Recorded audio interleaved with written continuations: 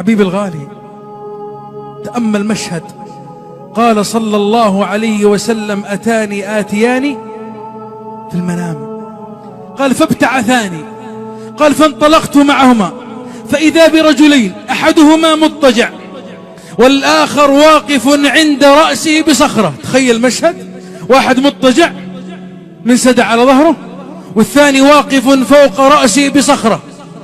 هذا الرجل واقف يأخذ هذه الصخرة ثم يرفعها فوق رأسه، ثم يرفغ ويرمي بها رأس هذا الرجل المضطجع، فينفلق رأسه فلقتين، فيتدحرج الحجر، فيأذن الله لهذا الرأس فيعيد كما خلق، ثم يعطيه الضربة الثانية، فينفلق رأسه فلقتين، فيتدحرج الحجر، فيأذن الله لهذا الرأس فيعيد كما خلق، ثم يعطيه الضربة الثالثة، فينفلق رأسه فلقتين، فيتدحرج الحجر. الله أنا مشهد يخوف.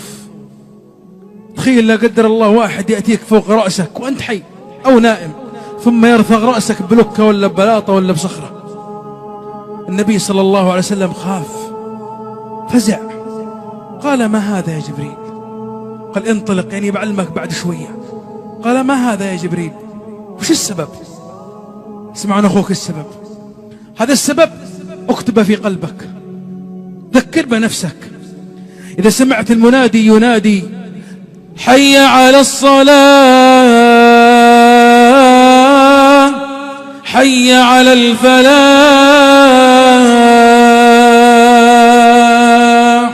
ترى يناديك أنت، لا تلتفت لا يمنى ولا يسرى، تعال أنت على موعد مع الله. يا أخي احترم مواعيدك مع الله. يا أخي أصبح آخر شيء تفكر فيه هو الله. اسمع السبب وش هو. ما هذا يا جبريل؟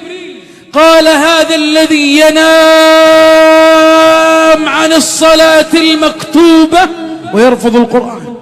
يعني والله أنه يصلي، لكن يصلي الفجر مع الدوام، يصلي العصر بعد المغرب، يعني ما يحترم مواعيده مع الله.